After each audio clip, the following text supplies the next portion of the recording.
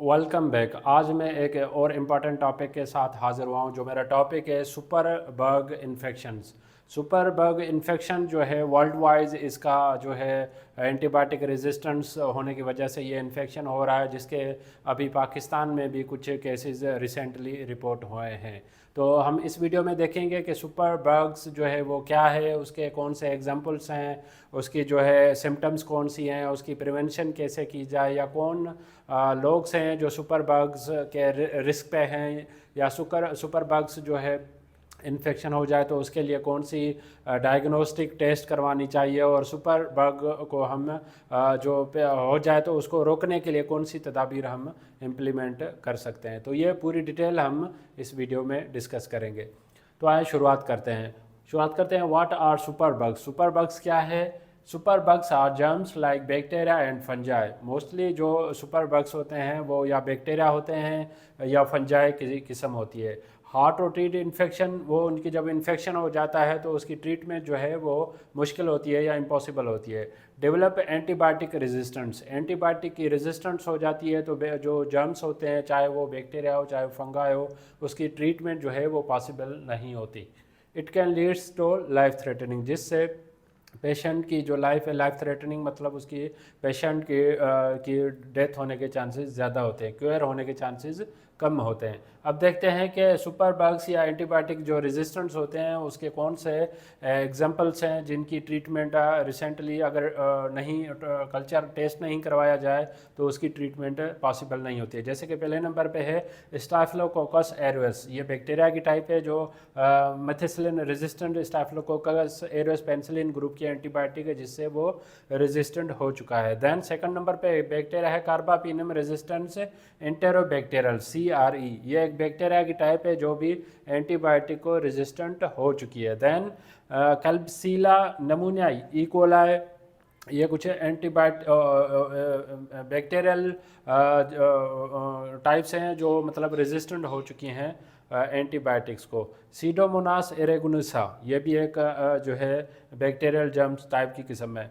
Mycobacterium tuberculosis, TB जो है जो बैक्टीरिया काज करवाता है वो भी डे बाय डे रेजिस्टेंट होता जा रहा है, जिसकी भी हम डिस्कस करेंगे। देन उसके बाद आता है कैम्फी बैक्टीरियल। अब फंजाई में जो हैं वो कौन से, ये तो हो गए बैक्टीरियल जो मैंने आपसे डिस्कस किए। देन फंजाई के कौन से टाइप्स हैं जो एंटी फंजल जो एंटीबायोटिक्स हैं उनको रेजिस्टेंट कर चुके हैं। उनमें कैंडाइटस ओरियस एंड एस्परजिलस फंजीमिटस, ये कुछ जो टाइप्स हैं जो सुपर बग्स जो एंटीबायोटिक रेजिस्टेंस होती है वो काज करवाते हैं। अब देखते हैं कि सुपर बग्स इन्फेक्शन हो जाए तो उसके रिसेंटली सिम्टम्स क्या होती है। सिम्टम्स में फीवर, चिल्स, रैशेज, कफ, लो बीपी, आपका जो ब्लड प्रेशर है समटाइम लो हो जाएगा। देन समटाइम आपका ब्लड प्रेशर इंक्रीज भी, टेकीकार्डिया ब्रेडिकार्डिया दोनों होने के चांसेस होते हैं। हाइपरथर्मिया, आपकी जो हाइपोथर्मिया, आपका जो बॉडी टेम्परेचर है वो सडन से जो नॉर्मल टेम्परेचर बॉडी टेम्परेचर है वो 37 डिग्री सेंटीग्रेड वो जो 30, तो उससे वो कम हो जाएगा।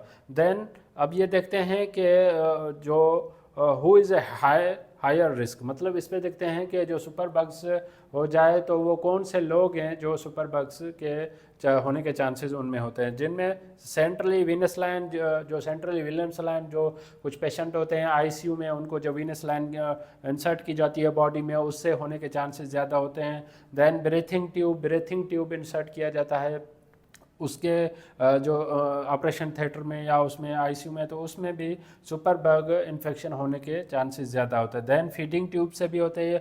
हॉस्पिटलाइज प्रोलॉन्ग टाइम, जो कुछ पेशेंट होते हैं जो हॉस्पिटलाइज होते हैं बहुत अरसे तक, उनको भी सुपर बग इन्फेक्शन होने के चांसेस होते हैं। देन है वीकेंड इम्यून सिस्टम, जिनका इम्यून सिस्टम वीक हो वो भी सुपर बग इन्फेक्शन के रिस्क पे होते हैं। अब देखते हैं कि इसकी डायग्नोस्टिक टेस्ट क्या है।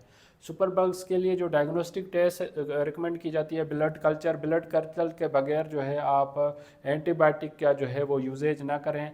देन यूरिन या स्टूल का टेस्ट करवाया जाता है। देन फ्लूइड और टिश्यू फ्रॉम द वुंड, अगर किसी जगह पे बॉडी पे आपको वुंड हो गया है तो उसी जगह से या फ्लूइड है या टिश्यू है उसका भी कल्चर करवाया जाता है। देन स्प्यूटम का भी टेस्ट करवाया जाता है। अब देखते हैं सुपर बग जो है एंटीबायोटिक रेजिस्टेंस को प्रिवेंशन कैसे किया जाए, unnecessary antibiotic use. Unnecessary antibiotics में सेल्फ मेडिकेशंस के तौर पे जो एंटीबायोटिक्स होती हैं वो आप इस्तेमाल ना करें। अगर वो इस्तेमाल करेंगे तो वो सुपर बग और पावरफुल होता जाएगा।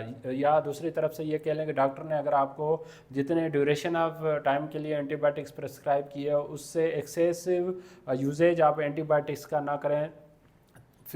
यूजेज अगर करेंगे तो सुपर बग्स होने के चांसेस ज़्यादा होते हैं। अब देखते हैं कि how can we reduce spread of super bugs.